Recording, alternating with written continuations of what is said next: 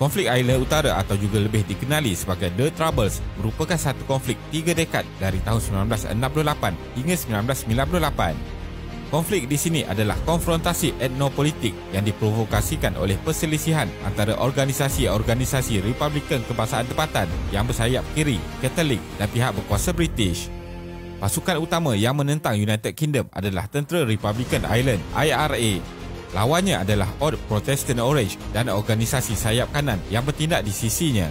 Kira-kira hampir 3,600 orang telah terbunuh dan lebih 30,000 lagi cedera akibat konflik 3 dekad ini sebelum kedua-dua pihak iaitu United Kingdom dan Ireland mencapai jalan penyelesaian damai pada tahun 1998. Jadi, dalam video kali ini, kita akan melihat punca-punca yang menyebabkan Ireland membenci England. Teruskan menonton.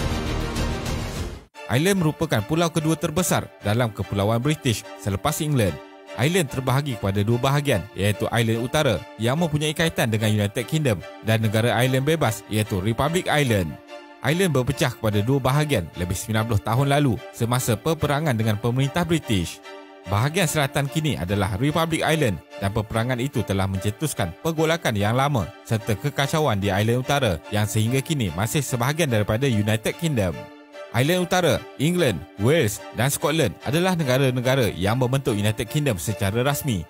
Walaupun Ireland Utara dan Republic Ireland berkongsi banyak sejarah mereka, kedua-dua negara ini agak berbeza. Sebagai contoh, had laju Republic Ireland ditunjukkan dalam kilometer sejam, manakala di Ireland Utara ditunjukkan dalam batu sejam. Perbezaan di antara kedua-dua bahagian Ireland melangkaui had laju dengan Ireland Utara dan Republic Ireland berbeza dalam budaya, ekonomi, geografi dan tadbir urus. Latar belakang Ireland Utara. Dianggarkan seramai 1.8 juta orang tinggal di Ireland Utara dan kebanyakannya tinggal di pusat-pusat bandar di negara ini. Bandar terbesar di Ireland Utara adalah Belfast yang juga merupakan ibu kota bagi negara ini. Ireland Utara meliputi kawasan seluas 5,460 batu persegi. Tasik terbesar di pulau itu yang meliputi kawasan seluas 151 batu persegi terletak di Ireland Utara. Tasik ini juga diiktiraf sebagai tasik terbesar di Kepulauan British. Dari segi agama pula, penduduk Ireland Utara bebas untuk mengamalkan kebebasan agama masing-masing. Walau bagaimanapun, Kristian merupakan agama terbesar di pulau itu. Denominasi Kristian terbesar di Ireland Utara adalah Kristian Protestan, di mana lebih daripada 41.5% daripada populasi mendakwa mereka sebagai Protestan. Ireland Utara menggunakan pound sterling sebagai mata wang rasminya. Industri perkhidmatan adalah pemacu ekonomi utama di Ireland Utara, merangkumi kira-kira 70% daripada pendapatan negara. Sejak Ireland Utara diiktiraf sebagai negara berdaulat, ia tidak mempunyai hubungan antarabangsa sendiri, tetapi sebaliknya, ia adalah sebahagian daripada United Kingdom.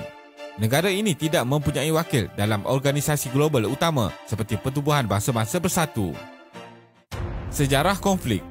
Sebab-sebab konflik di Ireland Utara terletak pada masa lalu. Ireland telah bergantung kepada Britain pada zaman pertengahan. Penyitaan tanah dari penduduk bermula dengan jumlah besar pada abad ke-16 ketika mereka mula dipindahkan oleh pendatang dari Inggeris.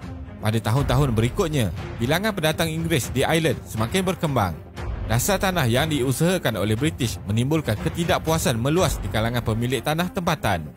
Ini sentiasa membawa kepada pergolakan baru dan pertengkaran kecil. Pada masa yang sama, penduduk tempatan sebenarnya telah pun diusir dari pulau itu. Pada tahun-tahun awal abad ke-19, Ireland menjadi sebahagian rasmi kerajaan British. Pada pertengahan abad ke-19, gangguan pemilik tanah berulang kembali. Rampasan tanah dan kegagalan tanaman telah menyebabkan rakyat negara itu kebeluran. Pengaktifan IRA. Pada mulanya, Tentera Republikan Ireland (IRA) adalah subordinat kepada Parti Nasionalis Sayap Kiri yang dinamakan Sinn Féin. Pada masa yang sama, mereka melakukan tindakan ketenteraan dari asasnya. IRA mula bergerak ke arah tindakan yang lebih aktif pada tahun 1920-an. Selepas rehat yang panjang, aktiviti IRA dan peningkatan konflik di Ireland Utara berlaku kembali pada tahun 1954. Semuanya bermula dengan serangan berasingan oleh anggota tentera Republican Ireland ke atas tentera British. Tindakan yang paling diingati dalam tempoh itu ialah serangan ke atas barak Aberfield iaitu di England. Pada tahun 1962, konflik antara Ireland Utara dan England berpindah ke peringkat baru apabila IRA memutuskan untuk mengubah taktik perjuangan mereka. Daripada pertempuran dan tindakan tunggal, mereka telah memutuskan untuk beralih kepada serangan besar-besaran. Pada masa yang sama, organisasi Protestan militeri bergabung dalam perjuangan yang mula berperang melawan Catholic Ireland. Pada tahun 1967, satu organisasi baru muncul dalam konflik antara Great Britain dan Ireland Utara. Mereka menganjurkan penghapusan diskriminasi terhadap Katolik dalam perumahan dan pekerjaan serta menyokong pemansuhan pengundian yang banyak. Ini telah menyebabkan pihak Protestan bertindak balas dengan ketara dan mula menghancurkan kawasan Katolik. Kemunculan pihak baru ini juga menjadi salah satu titik buruk yang menyumbang kepada kekeruhan konflik antara Ireland Utara dan Great Britain ini. Peristiwa Bloody Sunday.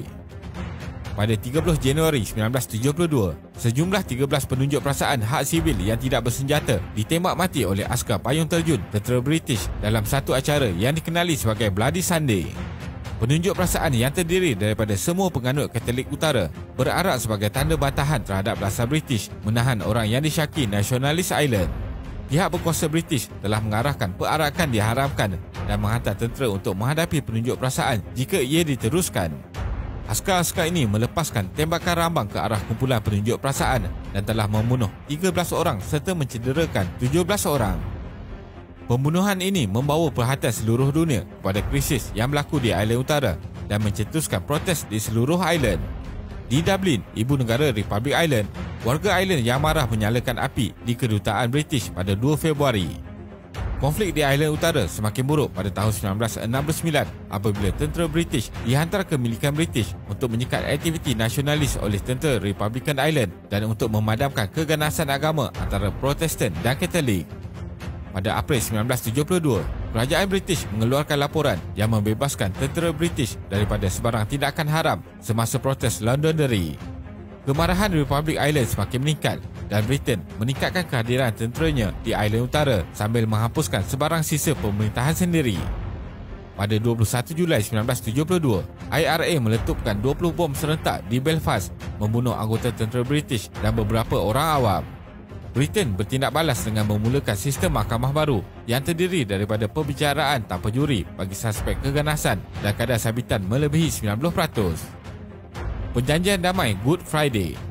IRA secara rasmi mengumumkan gencatan senjata pada September 2005 dan akhirnya memenuhi syarat perjanjian damai Good Friday 1998 yang bersejarah. Gencatan senjata ini bertujuan menamatkan pertumbuhan darah bermotif politik selama beberapa dekad di rantau ini. Kesimpulannya, sehingga hari ini, kesan daripada konflik yang berpanjangan ini telah membawa kesan emosi dalam kehidupan penduduk di kedua-dua negara. Ketegangan yang berlaku terbaru pada April 2021 di Ireland Utara juga mempunyai implikasi yang luas untuk masa depan United Kingdom dan hubungan pasca Brexit dengan Kesatuan Eropah. Keganasan yang telah meletus di jalan-jalan Belfast dan bandar-bandar lain di Ireland Utara mempunyai banyak punca. Tetapi kemarahan mengenai peraturan perdagangan pasca Brexit yang berkuat kuasa pada Februari lalu adalah dikatakan faktor utama. Terima kasih kerana menonton dan jangan lupa subscribe. Jumpa lagi.